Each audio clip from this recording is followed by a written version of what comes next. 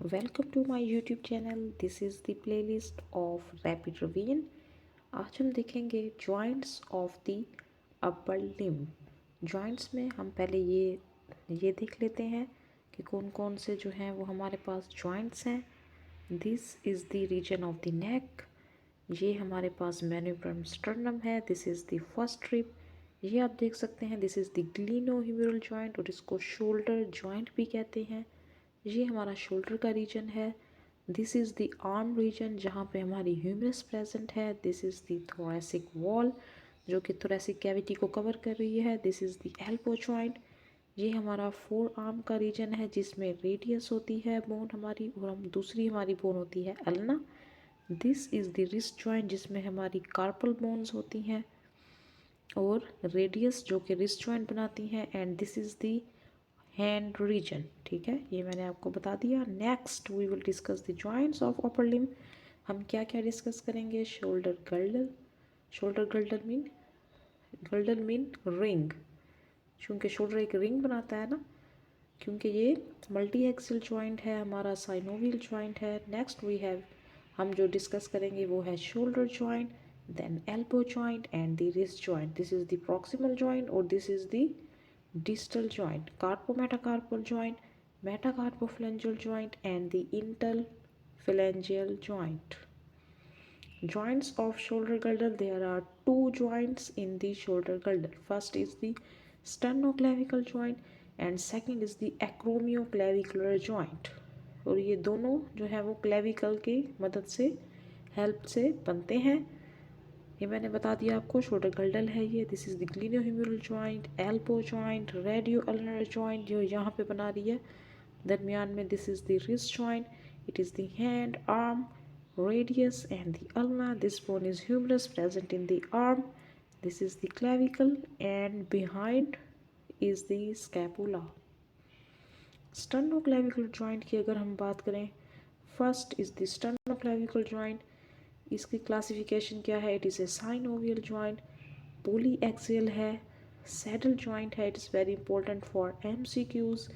Bones की बात करें तो medial end of clavicle articulate करती है with the manubrium and the first costal cartilage. Medial end of clavicle manubrium sternum के साथ जो है वो आर्टिकुलेट करती है, सो इसको हम कहते हैं स्टर्नोक्लेविकुलर जॉइंट्स। लिगामेंट्स की बात करें तो fibrous capsule, anterior and posterior sternoclavicular ligament and the costoclavicular ligament, यहाँ पे जॉइंट को स्टेबिलिटी प्रोवाइड करते हैं।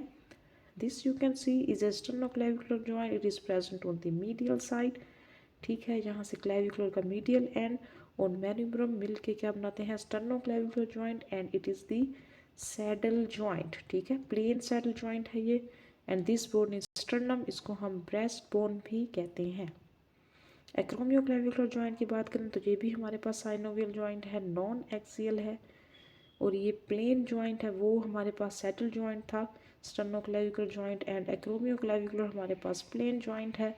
ये किससे बनता है? Lateral and of clavicle articulate with the एक्रोमियम process of the scapula. इसमें भी क्लेविकल है मगर लेटरल एंड है, और एक्रोमियम प्रोसेस इसका है, स्कैपुला का है।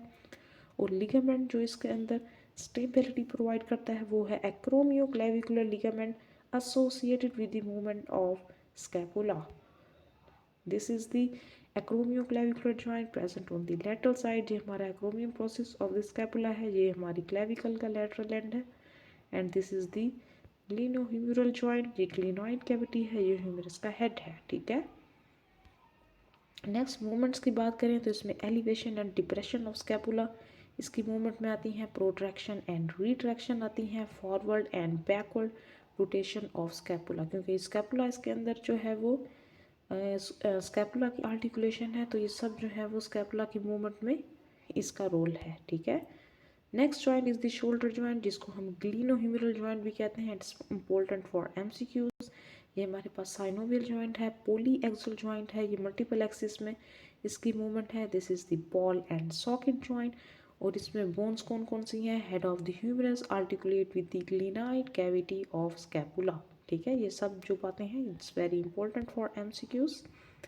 This is the glenoid labrum, जो कि स्ट्रेंथ प्रोवाइड करते हैं ताकि ये दोनों आर्टिकुलेट कर सकें। ग्लिनॉइड कैविटी ह्यूमरस हेड के साथ फिक्स हो सके। Glenoid cavity, this is the cavity tendon of the long head of the bicep brachii muscle, this you can see, this is the tendon, ये ऐसे जाता है, ठीक है। this is the head of humerus and this is the transverse humeral ligament, this is present as transverse or horizontal direction, ठीक है। Next दी ligaments, इसमें कौन कौन से हैं? फाइब्रस कैप्सूल है, ग्लिनो ह्यूमरल लिगामेंट है, ट्रांसवर्स ह्यूमरल लिगामेंट है, ग्लिनॉइड लेब्रम है, कोरैको ह्यूमरल लिगामेंट है और कोरैको एक्रोमियल आर्च है। This there are many ligaments that can support the gleno humeral joint. Blood supply की बात करें तो ये आपने याद रखना है, it is the anterior and the posterior circumflex humeral arteries इसको सप्लाई करती हैं।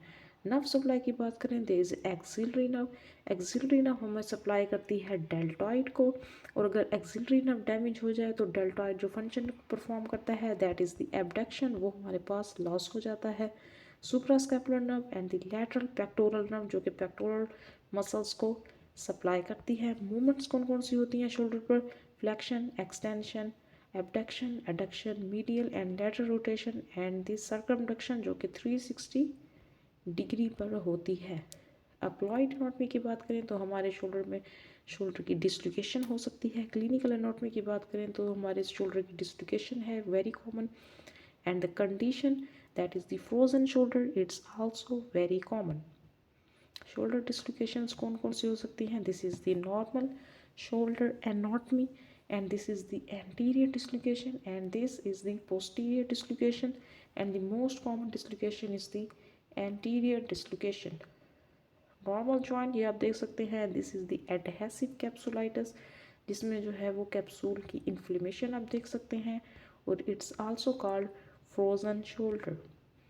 एल्बो जॉइंट की बात करें, it is a synovial joint, ये यूनी एक्सल जॉइंट, हम इस पे फ्लेक्शन और एक्सटेंशन कर सकते हैं, वन एक्सिस में मूव करता है। It is the hinge type of joint, और lower end of the humerus have trochlea and capitulum. Trochlea of the humerus articulate with the trochlear notch of the ulna and capitulum with the upper end of the head of the radius.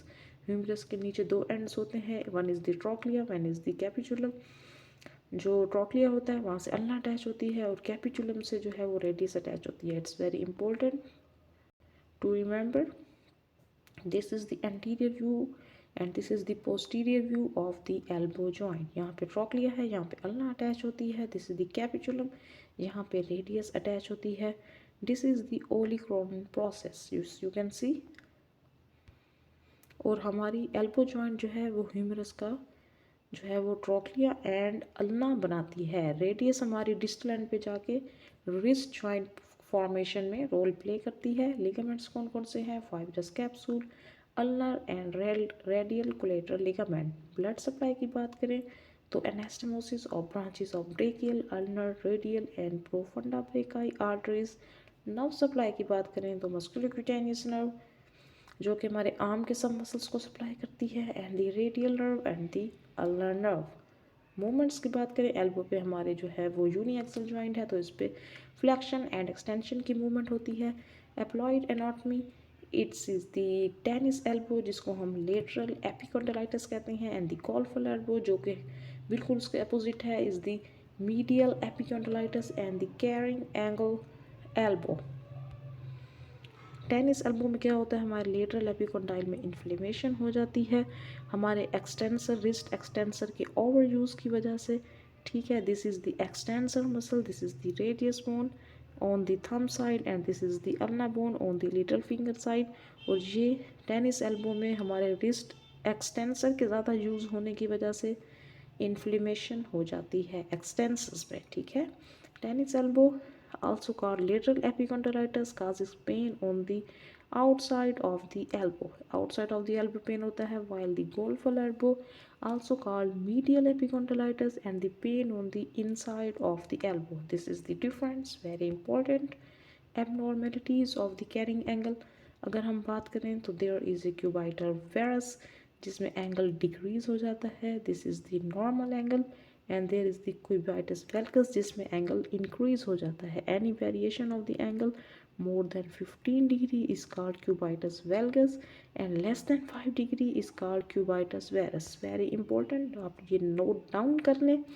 And next we will discuss the wrist joint. हमने shoulder और elbow देख लिया, sternoclavicular joint and acromioclavicular joint भी हमने देख लिया। I definitely sure that you like